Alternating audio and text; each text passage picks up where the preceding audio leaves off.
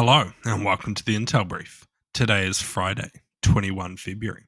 I'm your host Daniel, and today we'll be covering Sweden is investigating a new report of cable damage in the Baltic Sea.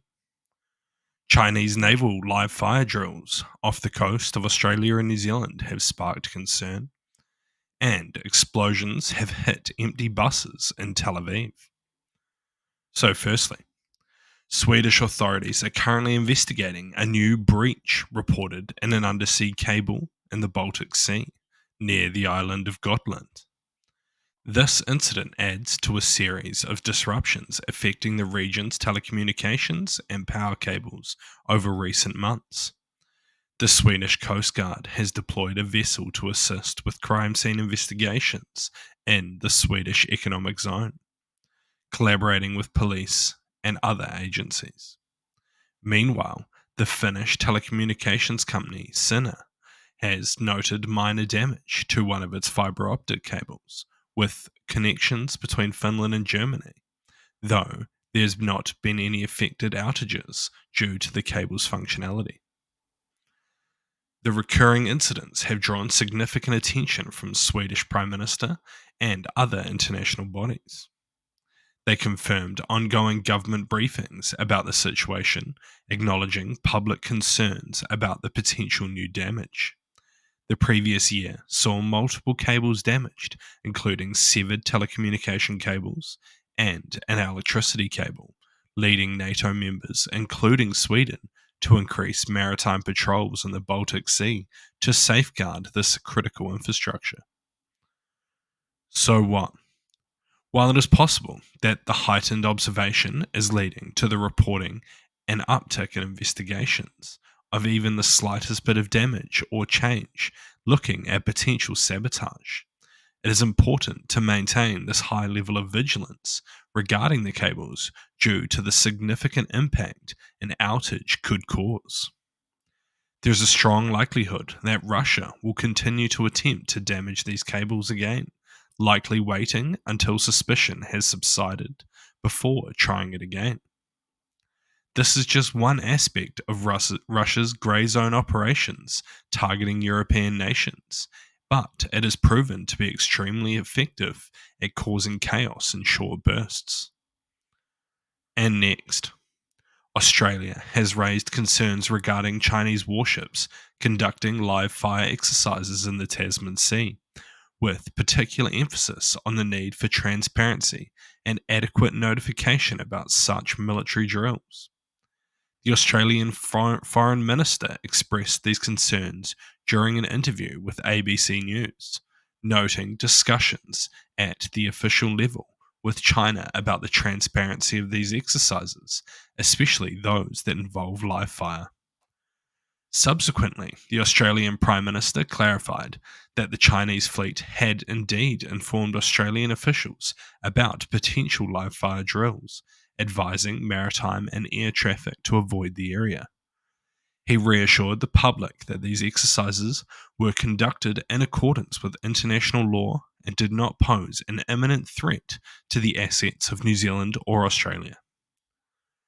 In response to these military exercises, Air Services in Australia issued a warning to commercial pilots flying between the two countries about potential hazards in the airspace, leading to airlines such as Qantas, Jetstar, and others to adjust their flight paths around the protected areas. While the presence of these naval ships was noted as being unusual in this part of the ocean by Australia and New Zealand, the International Pilots Association also highlighted the broader implications and inconveniences caused by such military exercises.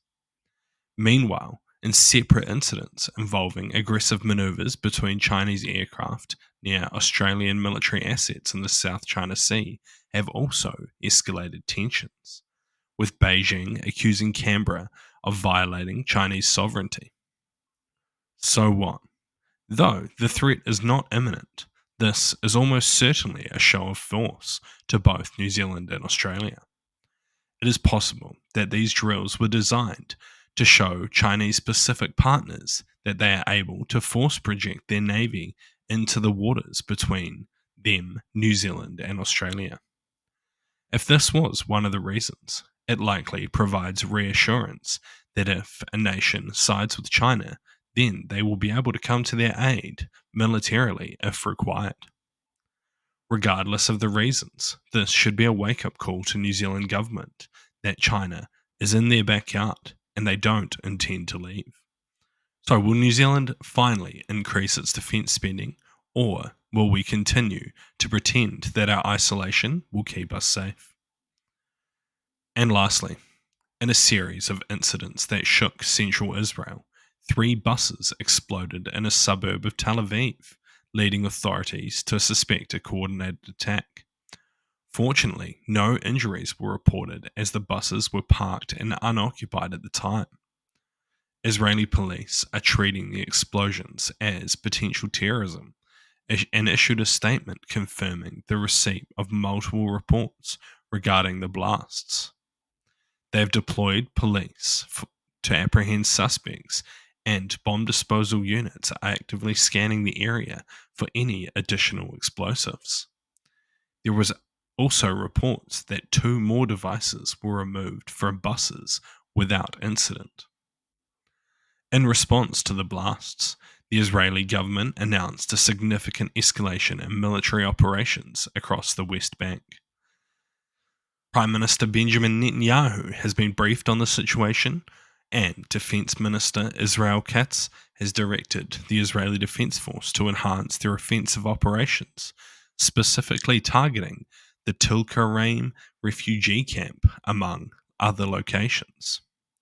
The strategic move aims to thwart further potential terrorist activities by Palestinian groups who occupy the areas. So what? Unfortunately, terror plots are commonplace in Israel, and while it's lucky that this one did not go off as intended, it shows the heightened level of security needed in the area. Noting the high level of security at the moment due to current conflicts and Israel's high level of intelligence collection, this will be seen as a significant failure that will highly likely result in an internal investigation. However, due to the long-running conflict between Palestinians and Israel, terror groups such as the ones responsible for this have developed extremely effective ways to avoid Israeli security forces and to conduct their operations in highly compartmentalized cells. It will be interesting to see what they say in the future. Thank you for tuning in to the Intel Brief, your daily update on global geopolitics, brought to you by HM Intelligence.